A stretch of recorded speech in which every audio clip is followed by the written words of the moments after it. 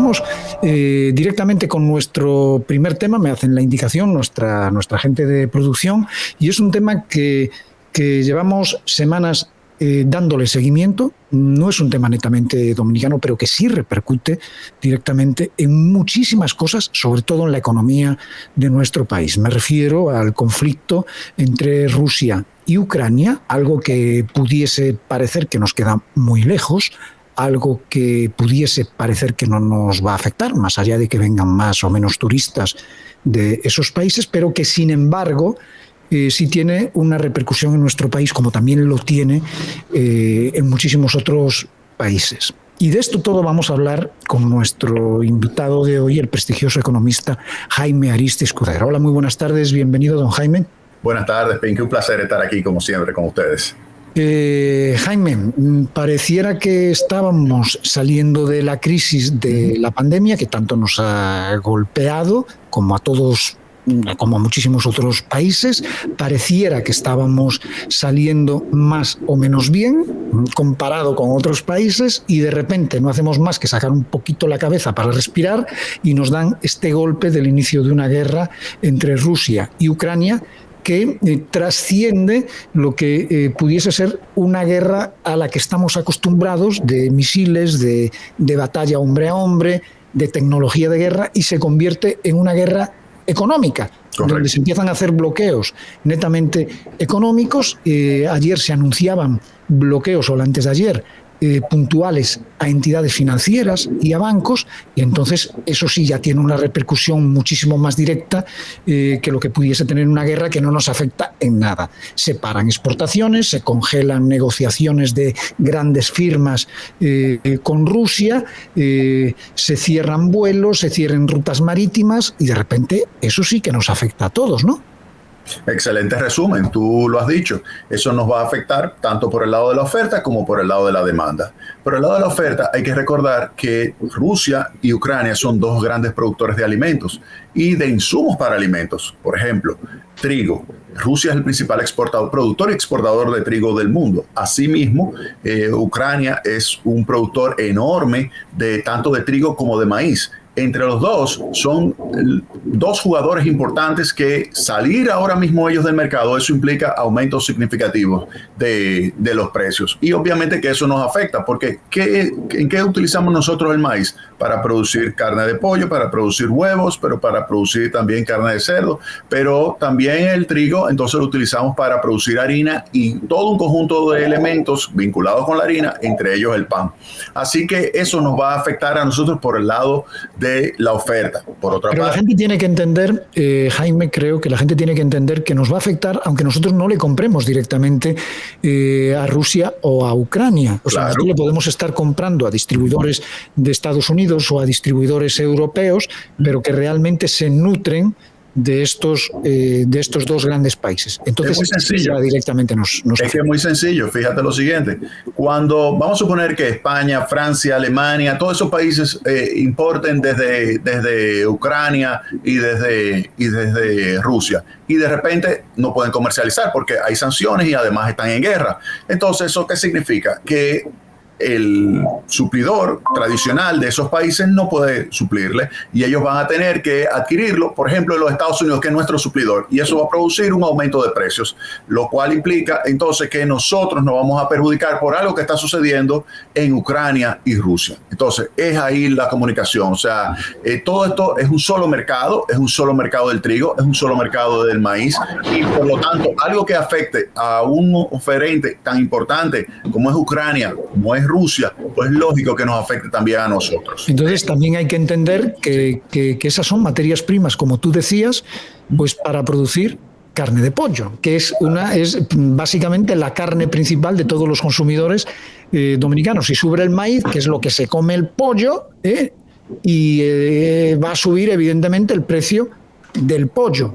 ¿Cómo puede, Jaime, un gobierno, porque ya aquí se nos escapa incluso a banderías políticas o a simpatías de todo tipo, cómo puede un país, evidentemente, claro, habrá especialistas de un partido político que quizá hagan propuestas más efectivas que los especialistas de otro partido político. Ya entramos, eso es un tema político netamente, pero ¿cómo puede un país como nosotros, así chiquito, que de repente pues no somos tan importantes en los mercados internacionales, hacer que no nos afecte tanto este tipo de cosas? No, como país nos va a afectar. Como país nos va a afectar. No hay manera de escaparnos de eso. No.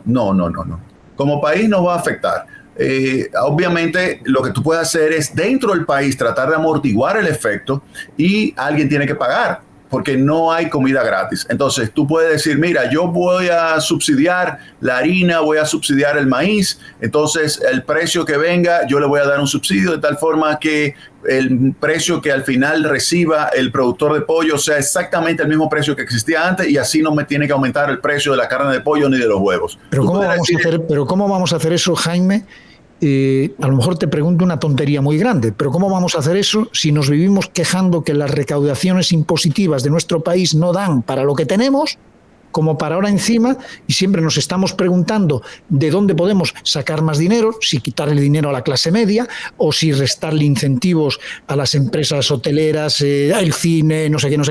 O sea, ya no hay ningún sitio más en donde podamos, en qué bolsillo nosotros podamos meter la mano para sacar cuartos. Entonces, claro, eso va a suponer endeudarnos. Sí, exactamente. O tú lo buscas reduciendo, por ejemplo, la evasión impositiva, que te puede representar 4% del Producto Interno Bruto, eso es 200,000 millones de pesos. Tú pudieras pensar, mira, yo voy a reducir la evasión impositiva, voy a hacer una lucha para que ese 57% de perceptores de ingresos informales en la República Dominicana y que no lo conocen en la Dirección General de Impuestos Internos, pues comiencen a tributar. Tú pudieras decir eso, pero eso toma tiempo. Ahora, la otra alternativa es que el gobierno diga, mira, no hay opción, voy a tener que endeudarme y tirarle el problema, este problema que ahora tiene esta generación, a generaciones futuras. Porque cuando tú te endeudas como país, lo que tú estás diciendo es, mira, voy a proteger a la generación de Pinky y de Miralba y me voy a ir entonces para la generación de sus hijos y le voy a decir, óyeme, yo tuve que proteger a esta generación que pasó y ahora tú me tienes que pagar impuestos. Eso se lo diría a la próxima generación. Entonces, fíjate que es difícil, muy difícil, tú poder amortiguar o evitar que esto que está sucediendo a nivel internacional nos afecte. Solamente hemos hablado de 2 productos, pero también ten en cuenta los combustibles. Hoy mismo, si yo busco acá en el Wall Street Journal el precio que se está cotizando, el que nos interesa a nosotros, que es el West Texas Intermediate, está en $108.14, está subiendo 4.57. Eso no estaba así desde el año 2014. Desde el año 2014 no teníamos un precio tan elevado del crudo. Hace casi 15 años, 20 años casi.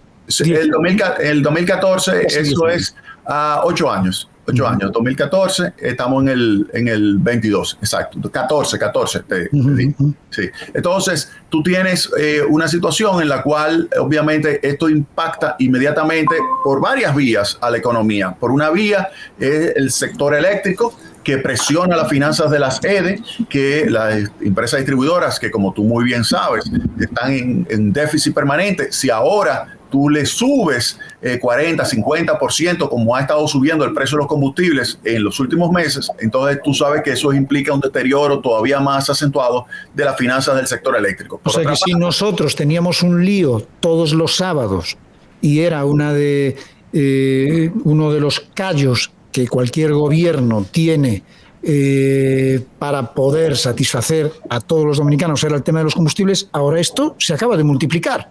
Exacto, pero fíjate, solamente te hablé del sector eléctrico y ahora tú acabas de añadir la otra parte, que es lo que implica cuando tú vas a una bomba, a un centro de expendio de combustibles. Es decir, tú vas a adquirir el combustible y ahí el gobierno ha dicho en las últimas semanas que lo va a absorber esto. ¿Cuánto representa eso? Eso le está representando al gobierno casi ya 600 millones de pesos. A estos precios le va a superar los 600 millones de pesos semanales. Semanales. Eso implica más de 30,000 millones de pesos. Eso significa, a su vez, alrededor de 0.6% de déficit adicional para el gobierno. Es decir, si el gobierno tenía presupuestado para este año 3% del Producto Interno Bruto de déficit, tendría 0.6 puntos porcentuales adicionales de déficit, más de 30,000 millones de pesos. Eso aparte del sector eléctrico. El déficit del sector eléctrico óyeme, pudiera ser significativo. Yo lo estoy calculando ahora. No te Ahora, puedo yo decir. te pregunto una cosa, Jaime. Porque yo no sé si otros países lo hacen o no lo hacen, y a lo mejor la pregunta puede sonar un poquito fuerte. Realmente los gobiernos, sea el dominicano, sea el de otro país, tienen que estar subsidiando, porque entiendo por subsidio pues las ganas de que no se te arme en huelgas, crisis sociales, etcétera, etcétera, etcétera. Pero no tendrá que llegar el momento en donde el ciudadano tenga que entender y asumir que si las cosas suben, suben y le suben y nada más, porque es que vamos de subsidio en subsidio, de subsidio en subsidio, y podemos acabar hasta en un corralito en cualquier momento. Mira, los subsidios no se sostienen, obviamente, porque tú tienes un límite de capacidad de endeudamiento. Y ahora mismo tenemos una deuda como porcentaje del Producto Interno Bruto del 63% del PIB. Y por eso no se debe salir a estar ofreciendo subsidio tras subsidio, como tú señalas. Eso implica que tenemos que decirle ya a la población, mira, hay que trasladar esto, no es posible mantenerlo por mucho tiempo, vamos cada quien a tomar decisiones que impliquen una reducción del consumo, un ahorro, porque si suben los precios, la única forma es en los hogares de protegerse es reducir el consumo de ese tipo de productos, no hay de otra. Porque mientras tú subsidies, la gente no va a ahorrar, no van a aplicar esa parte del ahorro que sí quizá a lo mejor no es tan trascendente, pero que sí supone algo así. Pero eso evidentemente tiene un costo político, ¿no? Exactamente. Pero fíjate una cosa, también tú tienes entonces una situación que en el sector eléctrico se te va a complicar mucho, y es que el precio del carbón está subiendo de una forma verdaderamente dramática, porque las empresas europeas que estaban utilizando gas, recuérdate que el 40% de todo el gas natural que utiliza Europa lo compra de Rusia. Entonces, como ya no está ese abastecimiento, están mandando a encender o a aumentar carga ¿de qué? De las plantas a carbón que tiene Europa. La están mandando a encender y están mandando a subir carga. Y eso significa un aumento de la demanda de carbón. Y ese aumento de la demanda de carbón para República Dominicana es un golpe. ¿Por qué? Porque acuérdate que nosotros no compramos oportunamente el carbón. Y hemos estado comprando mucho carbón en el mercado spot. Y el mercado spot ahora mismo ya está por encima de los $300. El mercado spot de carbón. Y eso es un impacto brutal sobre la finanza del sector eléctrico. Porque Punta Catalina, que representa el 30% de toda la electricidad, tendría que comprar ese carbón carísimo y trasladarle ese aumento de costo a las empresas distribuidoras de electricidad. O sea que es un golpe muy duro para las finanzas públicas lo que se está viendo. Eso, ¿Tú quisieras que te recomendaran para ministro de Economía en una situación de estas características? Mira, ¿se convierte en un reto o se convierte en algo que ningún gobierno quisiera administrar? Sí, es un reto como cuando me entregaron Punta Catalina para que la terminara en una situación muy, muy difícil en el año 2017. Es un reto de esa magnitud, pero yo creo que hay que enfrentarla y hay que explicarle bien a la población cuál es la situación que nos está afectando. Ahora, para el Banco Central, por ejemplo, ¿qué está haciendo el Banco Central? El Banco Central subió desde noviembre, diciembre y enero en 200 puntos básicos la tasa de interés y le ha quitado presión, al sacar peso de circulación, le ha quitado presión al mercado cambiario, y esto ha hecho que el tipo de cambio baje. La tasa de apreciación del peso dominicano con relación al dólar es ya un 5% al mes de enero en términos interanuales. Es decir, que se ha logrado quitarle presión a lo que es la inflación importada. Ahora, te voy a dar otro dato. ¿Tú sabes cómo tú pudieras quitarle presión también a la inflación importada? Si tú en aduanas, que están aumentando las recaudaciones en los primeros meses de este año a un ritmo de 42%, porque estás recibiendo una ganancia extraordinaria debido al aumento de la base imponible, porque si te aumentan los precios de los bienes que tú utilizas para cobrar los impuestos y te aumenta el flete, pues tú tienes unas recaudaciones por encima de lo que es la meta. Pues en ese caso, lo que se pudiera hacer es decirle a aduana que utilice como base imponible no la nueva base, que serían los nuevos precios, sino los precios prepandémicos, es decir, antes de la pandemia, y también el flete. Si se hace eso, se le quitaría presión a los precios, que es la inflación que está afectando más a la población dominicana. Baja el dólar. ¿Cómo eso nos puede afectar? Sí, mira, lo que te señalé con relación a la reducción del dólar, esa apreciación, lo que implica es quitarle presión a la inflación importada.